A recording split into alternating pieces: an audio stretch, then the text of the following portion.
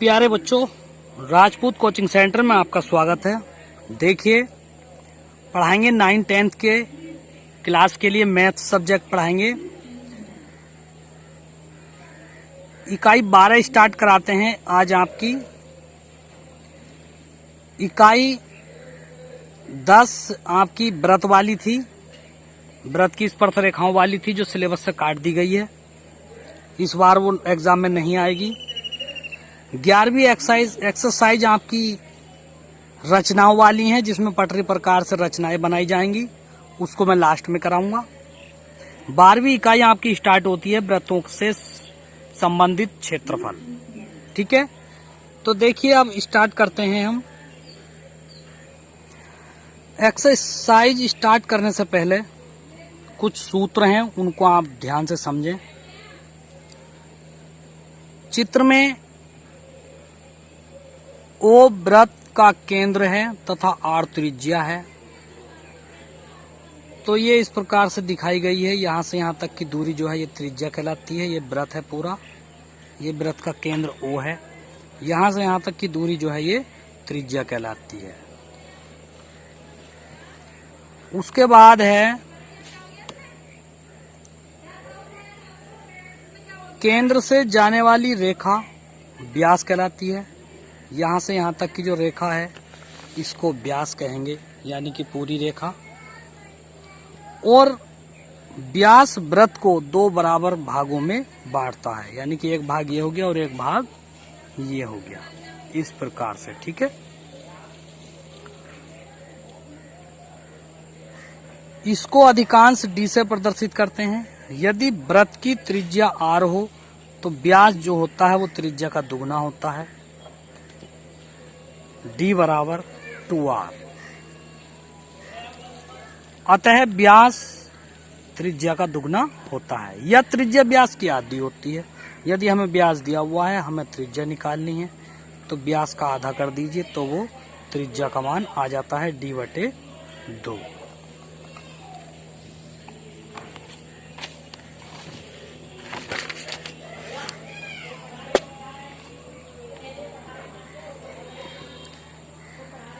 अब हम व्रतखंड की बात करते हैं।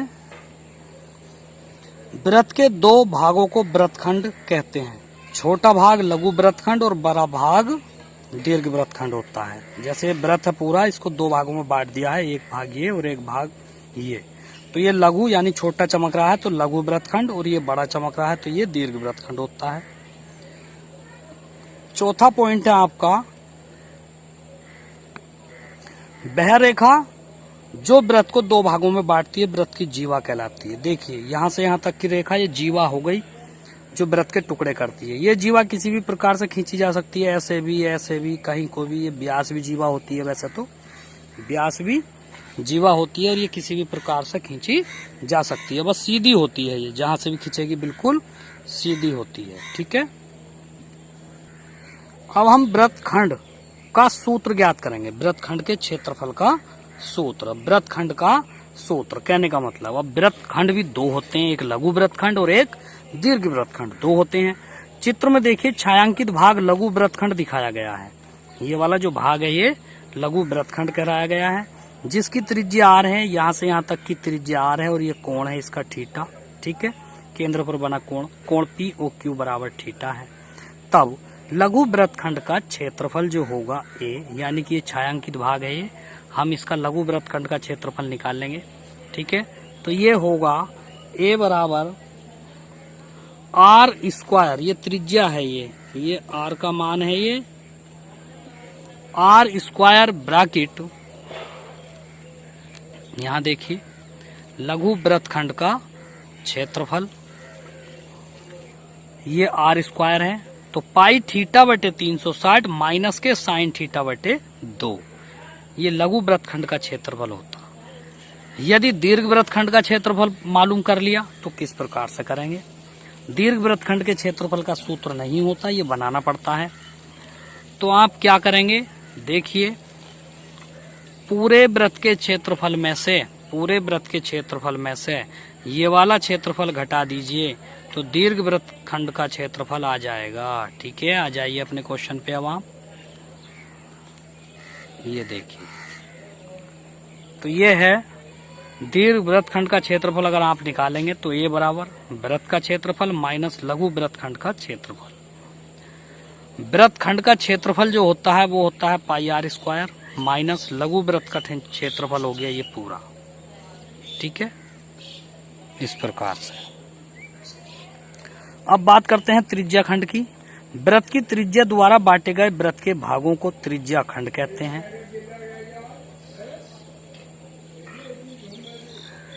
बड़े भाग को दीर्घ त्रिज्या खंड तथा छोटे भाग को लघु त्रिज्या खंड कहते हैं। चित्र में OARB लघु त्रिज्या खंड है।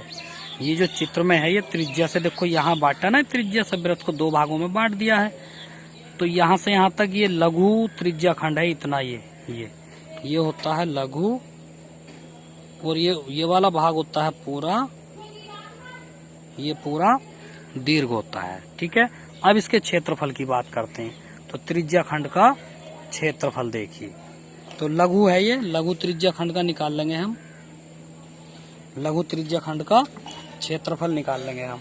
तो ये है ए बराबर इसमें थीटा बटे 360 पाई आर स्क्वायर। ये थीटा बटे 360 क्यों लिया है? क्योंकि पूरे वृत्त का जो कोण होता है अगर आप नापेंगे तो 360 अंश का होता है। पूरा एक वृत्त जो होता है वो पूरे 360 अंश का होता है।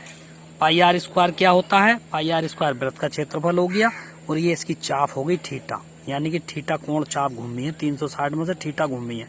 तो सूत्र बन गया ए बराबर थीटा बटे 360 पाई आर स्क्वायर। ठीक है, इस प्रकार से। चाप की लंबाई का सूत्र अगर हमें ज्ञात करना है तो ये कैसे होता है? चाप की लंबाई एल बराबर थीटा बटे 360 2 पाई आर। 2 पाई आर क्या होती है? ये परिधि होती है, इसलिए 2 पाई आर लिया है। पूरी चाप अगर हम पूरी घुमा दें, चाप को पूरे वृत्त में गोल गोल घुमा दें तो वो पूरी चाप परिधि बन जाती है। लेकिन हमें चाप की लंबाई निकालनी है थोड़ी सी, पूरी नहीं निकालनी है। पूरी चाप पर लगा दोगे तो वो वृत्त बन जाएगा, और पूरे वृत्त की चाप की लंबाई होती है परिधि। लेकिन ये जो हम निकालेंगे ये हम थोड़ी सी लंबाई निकालेंगे, पूरी नहीं निकालेंगे, तो इसलिए थीटा बटे 360 2 पाई आर, यानी कि पूरी परिधि में केवल इतना कोण घुमाया गया है, उसकी लंबाई हमें ज्ञात करनी है। ठीक है, ये आ गया।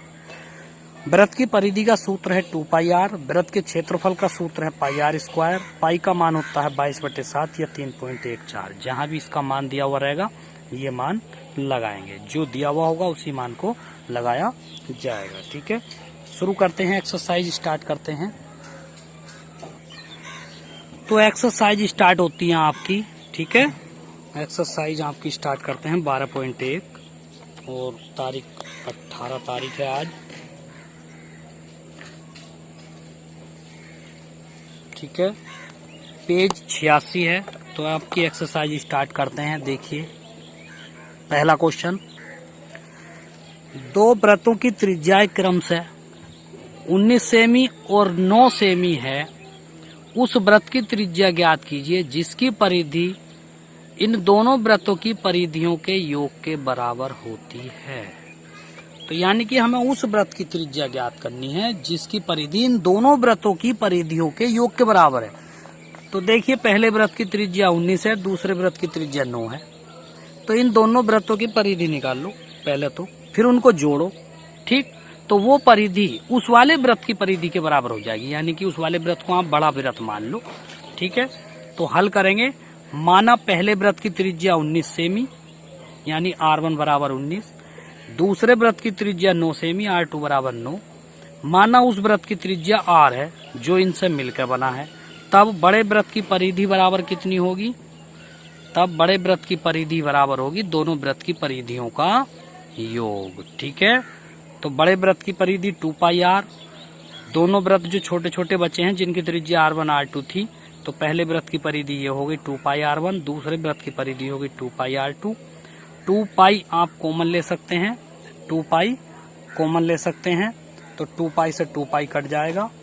ठीक है, तो ये बचेगा R बराबर R1 प्लस R2, तो R बराबर हो गया 19 प्लस 9, तो R बराबर हो गया 28 सेंटीमीटर। ठीक है, 28 सेंटीमीटर। अतः बड़े वृत्त की त्रिज्या R बराबर आ गई 28 सेमी। क्वेश्चन नंबर 2 इसी प्रकार से है। क्वेश्चन नंबर 2 जो था मैं पढ़ रहा हूँ, आप किताब में देख लेना। ठीक है। क्वेश्चन नंबर 2 देखेंगे। दो वृत्तों की त्रिज्या क्रमशः 8 सेमी 6 सेमी है। उस वृत्त की त्रिज्या ज्ञात कीजिए जिसका क्षेत्रफल इन दोनों वृत्तों के क्षेत्रफलों के योग के बराबर है। जैसा सवाल पहले किया था, अभी पहला उसमें परिधियों का योग था, इसमें क्षेत्रफलों का योग है, तो दोनों इसी प्रकार से करेंगे। माना बड़े वृत्त की त्रिज्या पहले वृत्त की त्रिज्या 8 सेमी, r1 बराबर 8 सेमी हो गया।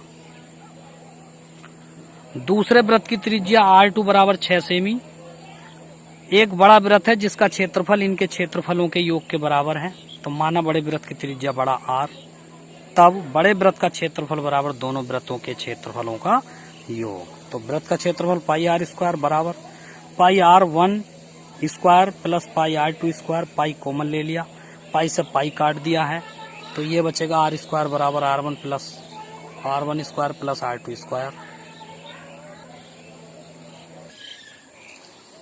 r स्क्वायर बराबर r1 का स्क्वायर प्लस r2 का स्क्वायर। इनके मान रख लीजिए। r1 का मान है 8, इसका मान है 6, तो 8 अट्ठे 64 और 6 छंग 36, तो r स्क्वायर बराबर आ गया 100, या r बराबर 100 का वर्गमूल, या r बराबर आ गया 10 सेमी। अतः बड़े वृत्त की त्रिज्या होगी r बराबर 10 सेमी। क्वेश्चन नंबर 4 है। किसी कार के प्रत्येक पहिए का व्यास 80 सेंटीमीटर है। यदि यह कार 66 किलोमीटर प्रति घंटे की चाल से चल रही है तो 10 मिनट में पहिया कितने चक्कर लगाता है। देखिए करते हैं। माना पहिए का व्यास 80 सेंटीमीटर दिया है, ये मानेंगे नहीं है। पहिए का व्यास 80 सेंटीमीटर, तो त्रिज्या कितनी हो जाएगी, मैंने बताया था व्यास की आधी होती है, तो 80/2 यानी कि 40 सेंटीमीटर हो गई है। पहिए की परिधि निकाल लेंगे इसी प्रकार से। परिधि होता है पूरा एक चक्कर, तो 2 पाई r 2 गुणा 22/7 गुणा 40, तो इन सब की गुणा करेंगे 1760/7 सेंटीमीटर। ध्यान देंगे ये सेंटीमीटर में है, जबकि कार की चाल जो दी है वो 66 किलोमीटर प्रति घंटा। ये जो परिधि होती है ये एक चक्कर की दूरी होती है। कितनी होती है ये? एक चक्कर। परिधि को कहते हैं एक चक्कर की दूरी, इसे आप एक चक्कर की दूरी भी कह सकते हैं। तो देखिए कार की चाल दी है 66 किलोमीटर प्रति घंटा, कुछ नहीं किया है, इसको सेंटीमीटर प्रति मिनट में बनाएंगे क्योंकि सवाल में मिनट दे रखा है और हमारी परिधि ये सेंटीमीटर में आई है। तो 66 1000 से गुणा कर दी, मीटर बन गया, फिर 100 से गुणा कर दी, सेमी बन गया, अब 60 से गुणा कर दी इस घंटे को, तो मिनट बन गया। तो ये टोटल हल करके आया है 6 से 11, 66 को 11 बार काटा है, 11 2 0 ये 2 0 ये, तो ये 4 0 हो गए, यानी कि 1,10,000 सेंटीमीटर प्रति मिनट। ये मिनट है, ठीक है, प्रति मिनट आ गया है। अब कार द्वारा 10 मिनट में दूरी, ये तो 1 मिनट की दूरी है। प्रति का मतलब होता है 1, मिनट का मतलब होता है 1 मिनट, तो 1 मिनट में चली गई दूरी है 1,10,000। तो इसी प्रकार से कार 10 मिनट में कितनी दूर चलेगी, तो इसी को जो है 10 से गुणा कर दी है, तो ये आ गया है, ठीक है। इकाई, दहाई, सैकड़ा, हजार, 10,000, लाख, 10 लाख, तो ये 11 लाख हो गया है, 11 लाख सेंटीमीटर, ठीक है। तो अब चक्रों की संख्या निकालेंगे हम, तो चक्रों की संख्या कितनी होगी, कुल दूरी और एक चक्कर की दूरी। कुल दूरी कितनी है तुम्हारी, ये वाली है, और एक चक्कर में कितनी दूर चला है, ये वाला। तो चक्रों की संख्या निकल के आ जाएगी, ठीक है। ये 7 जो है तीसरा बटे है ये वाला, तो ये घूम के ऊपर गुणा में आ गया ये, ठीक है, गुणा में आ गया है। तो ये हो गया 77 लाख बटे 1760, इससे इसको काट देंगे 4375। तो चक्रों की कुल संख्या जो आएगी वो 4375 चक्कर आ जाएंगे 10 मिनट में, ठीक है। आज के लिए इतना ही काफी है, बाकी कल पढ़ाएंगे, ठीक है। सभी बच्चे काम पूरा कीजिए, सब्सक्राइब कीजिए। Thank you.